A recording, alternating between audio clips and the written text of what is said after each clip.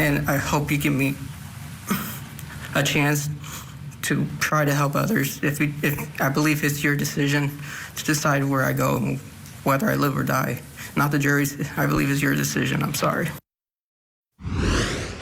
Now, that was Nikolas Cruz after entering his guilty plea for 17 counts of first-degree murder and 17 counts of attempted first-degree murder for the February 14th shooting at Marjory Stoneman Douglas High School in 2018. And now, jury selection has begun in the penalty phase of his case.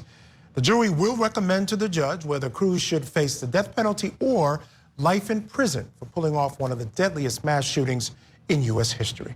Court TV legal correspondent Julia Janae is joining us now live from Fort Lauderdale, Florida. She was there for today's proceedings. All right, Julia, get us caught up on what the latest is in jury selection.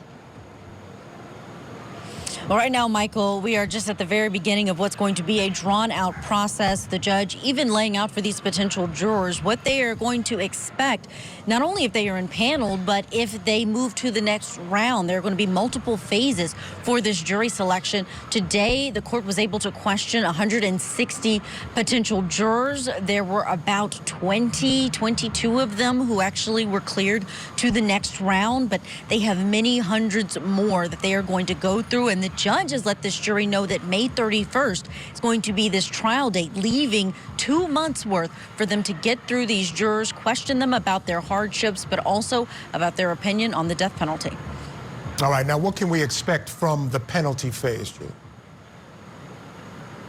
Well, we can expect that this is going to be a focus on aggravators and mitigators. We don't have to worry about the guilt phase as we would typically in a murder trial because of that guilty plea that Nikolas Cruz entered back in October. But now both the prosecution and the defense are going to be putting on a lot of evidence. This is expected to be a 3-month trial at least. That's what the judge is letting these jurors know that they need to clear their schedule for. As far as those aggravators, the prosecutors have said that their reason for asking for the death penalty in this case has to do with how atrocious and heinous this crime was. The amount of people it put at risk, 17 slain people there at the Marjory Stoneman Douglas High School back on February 14th of 2018, and also 17 who were injured that day, who are part of the charge for attempted murder against the defendant. The mitigators, we know, as far as what the defense will try and put forward to ask this jury to save Cruz's life. They will be digging into his mental health history. They'll be talking about his upbringing, his background. Florida law allows for a long list of things that the defense can bring up as a mitigator, and there's a catch-all in the law that says really any evidence that they feel may assist in defending him, it's valid inside of that courtroom. You know, Julia, in looking at all the different motions, et cetera, and reading through some of the information regarding the trial, it almost looks like this is going to be a full-blown trial. There's a lot of evidence that both sides want to either get in or keep out. So is that fair to say that there is going to be a ton of evidence? When you're talking about almost 2.5 months for a penalty phase trial, it's almost unheard of as far as my career is concerned.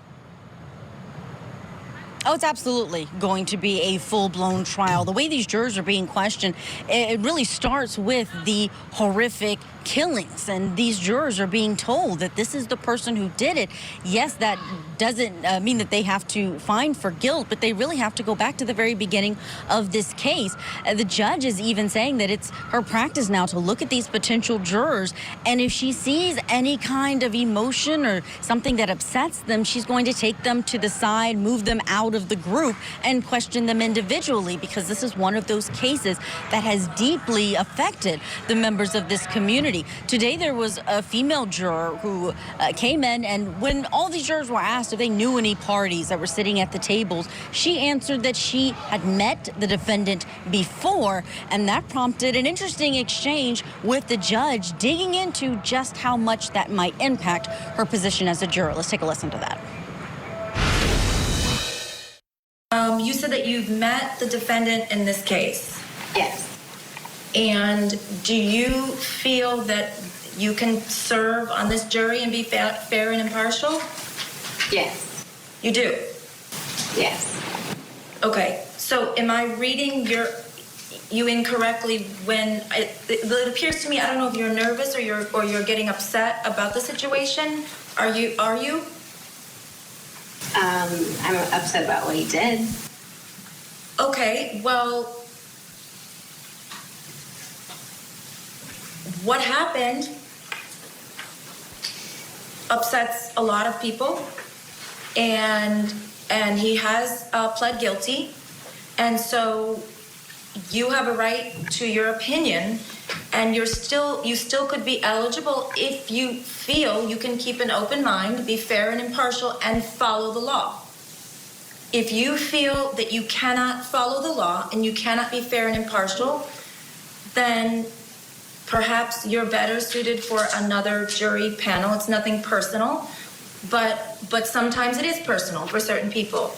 And without asking you exactly how you know him, or I don't know how much you are comfortable telling me.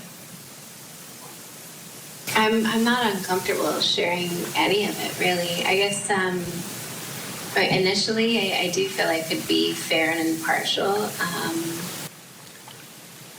Based on the interaction that I had with him, if there is some argument to be made of him being like mentally not together, I couldn't necessarily say that I agree with that after. Okay, so given your knowledge of the defendant, Mr. Cruz, or of the circumstances surrounding this case, the crucial question is, can you be fair and impartial, and can you follow the law as I instruct you? It sounded like first of all, this juror said that she could be fair and impartial, but the judge also wanted to see if her position on him having mental troubles that she seemed that she could tell when she met him before the shooting, who that would be in favor of. But ultimately, this juror said that she felt that the death penalty would be appropriate because not of his actions, but just how she felt about the death penalty in general and capital punishment, that she as a taxpayer wouldn't want someone sitting in prison for the rest of their life. So that is the statement that ultimately got her dismissed from this jury panel. Michael, I also want to point out who's watching this in the gallery, and that's the family of the victims watching everything unfold this first day of jury selection. Luke Hoyer's parents, Tom and Abby, were there along with his sister Gina. He was a 15-year-old student there at Marjorie Stoneman Douglas. Also, Jamie Gutenberg, 14-year-old who was killed. Her father, Fred Gutenberg, also watching and asking for emphasis on the victims in this case. We also noticed Richard Moore, who was there on behalf of Zachary Cruz, the brother of the defendant. He's also the person whose home the defendant was living in at the time of the shooting. This was after his mother passed 3 months before that. We can imagine that that'll be a topic that this defense will bring up in front of the jury. All right, Julia Janae, thank you so much for that report. Truly appreciate it. As always, now it's time to bring back in my think tank, criminal defense attorney Darnell Crossland, family law attorney Jennifer Brandt, and criminal defense attorney and former prosecutor Al Wunsch III. Jennifer, I'll start with you because you heard Julia there talking at the end there about the families being in the courtroom. And that's an aspect of this case that perhaps people can't forget, is that these families are still living through this tragedy after all this time, and now they have to go through it again. But I guess at this point, it could eventually be cathartic for them. It could be cathartic, but I think I can imagine, and I heard that, I can imagine how hard that is for the potential jurors to see the victims' families in the courtroom, just all the emotion that's in the courtroom. I just think that impacts how they might feel about the case. That might make the jury selection just that much harder, because seeing them, understanding what they're going through, how could you not be sympathetic toward them? And, maybe state your feelings one way or another against the defendant. And maybe you can't be impartial having everybody there. I'm kind of surprised that everybody is sort of allowed in to watch all of this and, with the jury selection and watch the potential jurors and hear what they have to say. That's going to be hard for the family in itself. So yeah, Darnell, it's tough. Yeah, it's incredibly tough. And Darnell, part of what this whole process now is all about is giving the family the opportunity for closure, to have this opportunity to hear and see this evidence. I would imagine that's important, but my question for you is, how do you even go about getting a jury if you're representing Cruz in this case? I mean, it's going to be an extremely emotional case. A lot of really horrible evidence is going to be put in front of that jury. How do you even pick a jury in this case? Well, I agree with you. This is unusually long period of time. I'm preparing for a federal sentencing that's coming up Wednesday, and all sentencing hearings, it's about putting on mitigators to ask a judge for leniency. 3 months of mitigators, I'm not sure how that's going to play out. That seems like forever. I'm a trial lawyer. I like the trial portion. The sentencing part, I don't like too much because you put some good points out there and you ask the judge for leniency, but 3 months of that is tough. I think the main question here for this jury is kind of raw as it might sound, is can these jurors pull the trigger? Can they be death qualified?